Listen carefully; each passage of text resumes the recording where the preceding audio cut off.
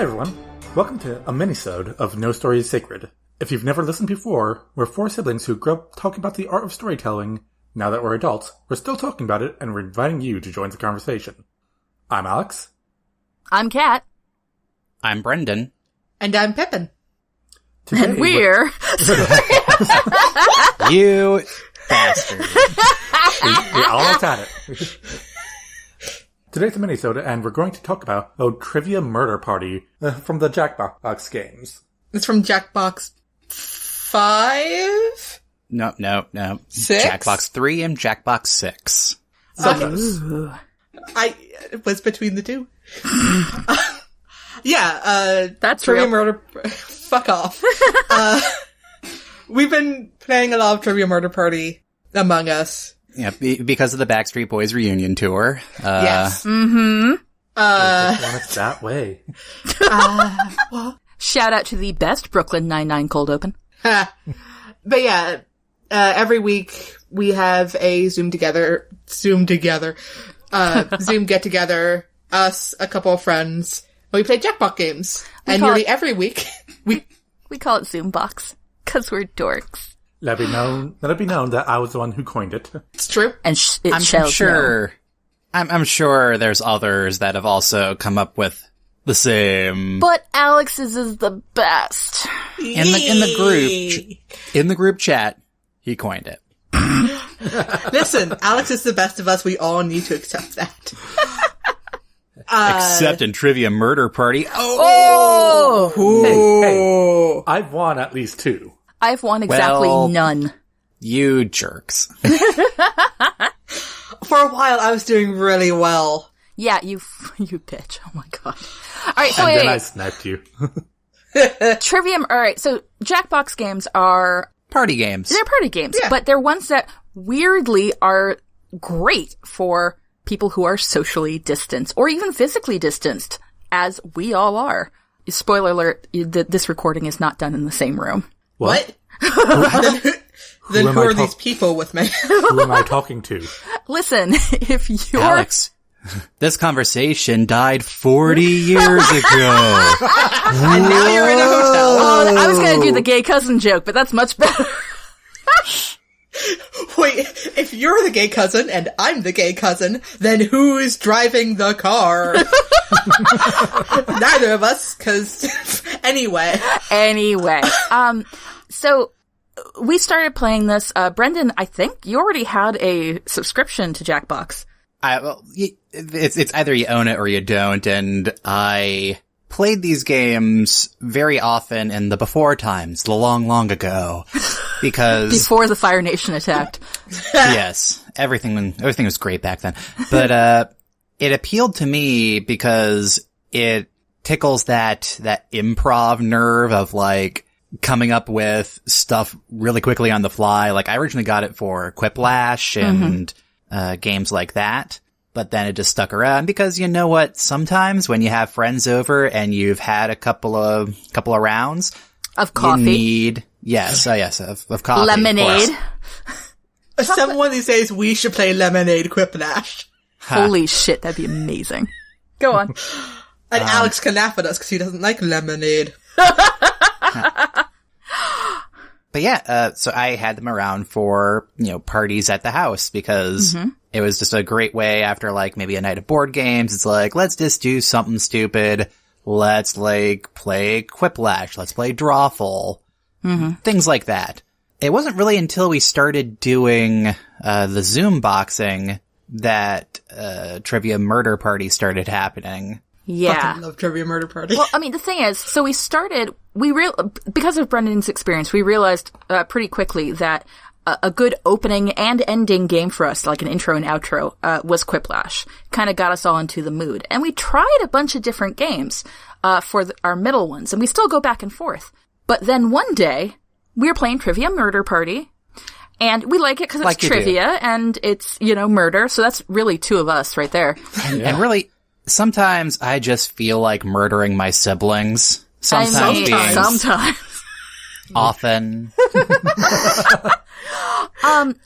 But then one day it happened.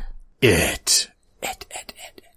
So, spoilers for Trivia Murder Party 2. Yeah, 2, not 1. Because 1, we realized that it doesn't quite have enough questions, and it, it was the first iteration of a game, Yeah. Yeah, the first pass. Yeah. Still good. Still good. But we found that the second one, it really kind of fits the number of players we had, and the vibe, and then, of course, it.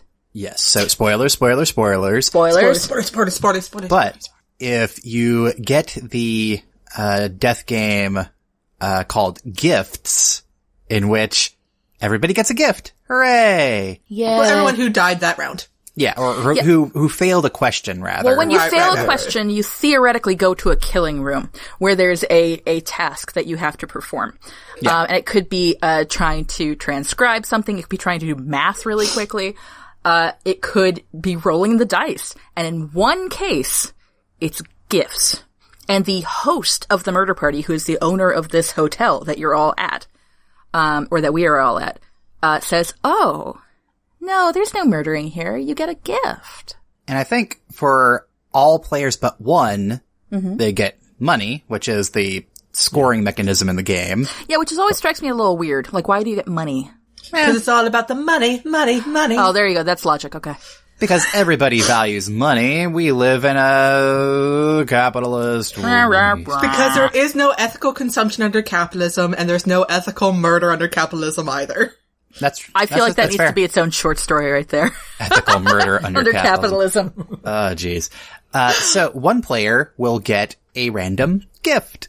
And what happened with us, like we had this happen a couple times, but invariably that player ends up dying. And the gift does things to the player. It gives you weird options. Like the glasses makes your answering options just all shift around. Yep. I think Alex got a bomb. Yep. I got the dynamite. I think Al got a bomb strapped to him once. Oh my god, amazing. So what ended up happening... So what ended up happening was one player got the mother's wig, which... I thought it was the father's hat. Nope, it was the mother's wig. We have gotten father's hat in the past, but it was the mom's wig. But the mom's wig was the one that we were like, because I remember thinking, it's like Psycho. Murder. and what ends up happening, though, is that whenever that player answered a question wrong, the host was like, "Oh, Mom, I can't kill you," and takes you out. So you make it to like the end of the game without being killed. And that gives you an advantage on the final round in which you're trying to escape all the other players who are trying to steal your life essence. And it's a great as time. murder does. As one does. Yeah. And in this case, the player managed to make it all the way through to the end with Mom's wig without dying. Hooray. And we're just kind of sitting there in the post-game. Chit-chatting. And then all of a sudden, the screen changes and the player has to answer one last hard question. And like over Zoom, we're all going, oh shit, what happened? Oh my god! Unfortunately, he got it wrong. Or fortunately. But the setup was that the killer in the hotel that got blown up at the end of the story had discovered that it was in fact a wig, therefore, or rather suspected that it was a wig, so he comes into your hospital room and asks one last question that only his mother... Yeah, only his mother would know. And if you get it right, he's like, "Oh, no, never mind, Mom. Wait, okay, bye." bye. Do we know that, though? Has we ever do. actually... Oh, fuck off. Oh, damn it. Sorry. I should have spoilered myself for this. Haha. Congratulations, you spoiled yourself. Yep. But in our case, he got it wrong, therefore got killed in the hospital. So everyone died on that one. Yep. And that's when our quest to find out every secret ending began. So it ratcheted up the replayability like tenfold. Before, it was Murder Party was something we enjoyed because we, are nerds who like trivia and murder. But, it was really one of the games in circulation. It wasn't like Quiplash, which was always the, beginning and end. Yeah. When we found out about the secret ending, though, we're like, holy fucking shit, what more is there? And it instantly got more into our our playlist. Like, we're gonna play it because we need to find out all the answers. Yeah, and you'd some see of the us, other ones. and some of us don't read spoilers. For the record, I don't think we've gotten the gifts since. We really haven't. Or I think we got it once, but then the player died. Yeah, that's the thing, because it's difficult to get to that secret ending. Yeah. Because you still have to be good at trivia. And the thing is, though, that makes me want to get the next, because Jackbox is coming out with another edition, right? I don't know if Trivia Murder Party is on the next rotation, because it was just on the last one. See, I'm going to tell you, though, that the next time a Jackbox edition comes out with Trivia Murder Party, I'm going to be like, Brendan, you have to buy that.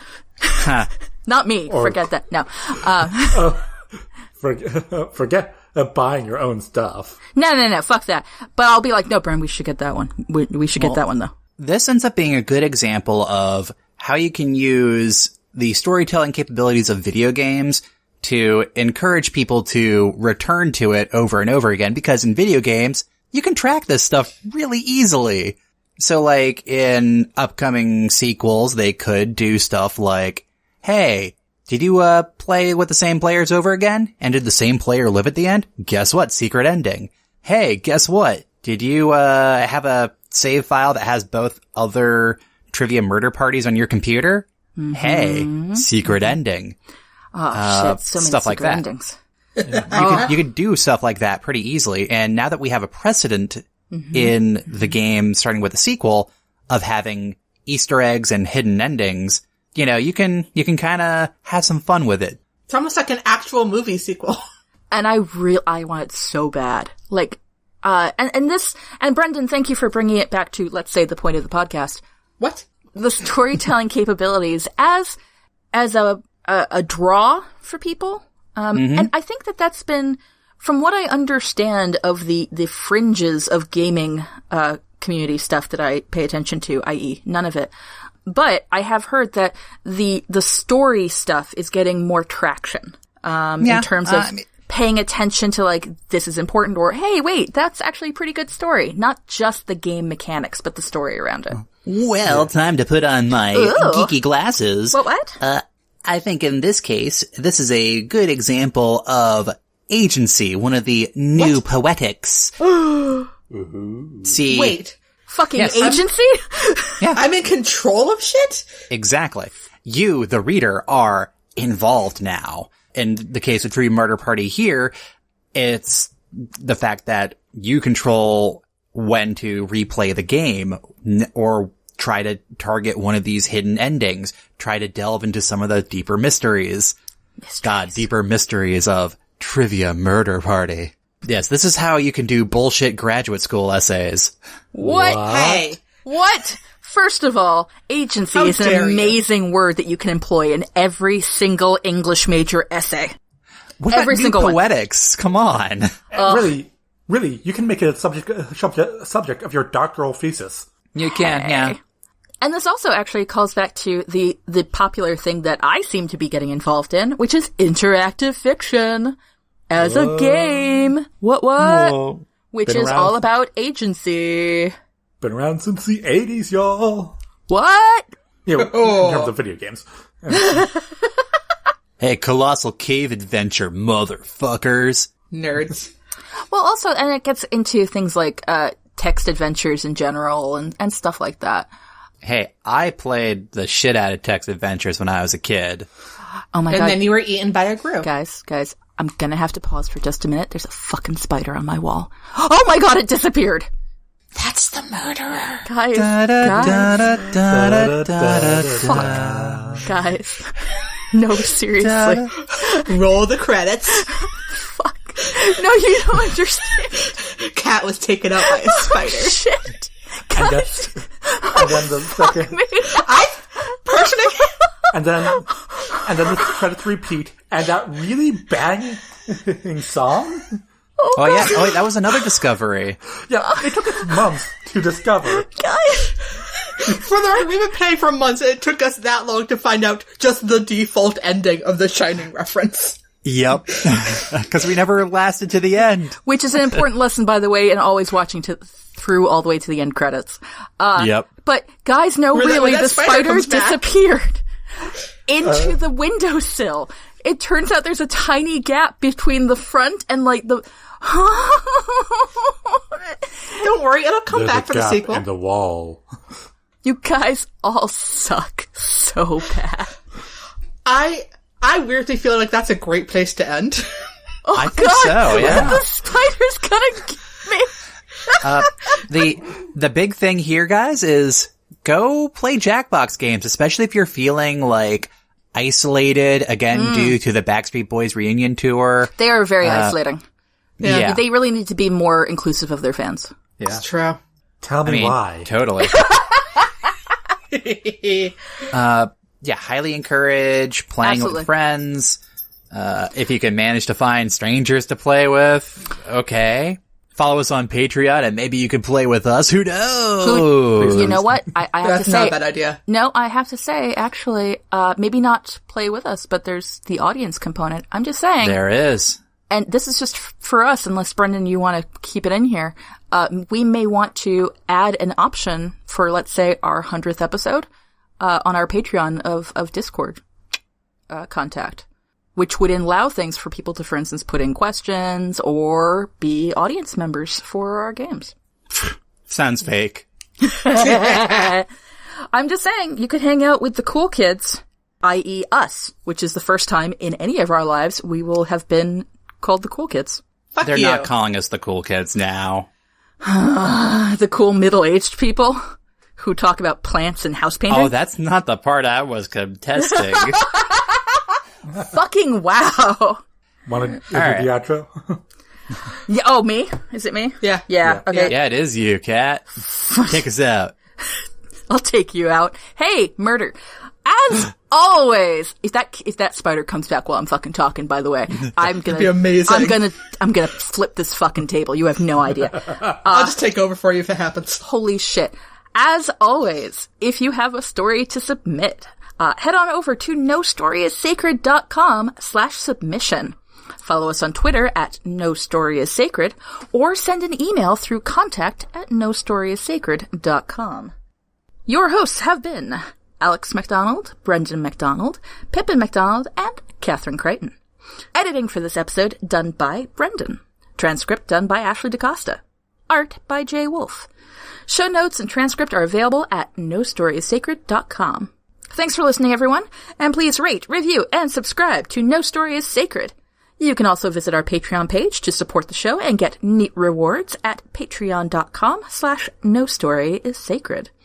Until next time, where no story is sacred, and any story can be changed. I'm Kat. I'm Brendan. I'm Pippin. And I'm the murderer. Holy shit! And we're... No, Story is Sacred.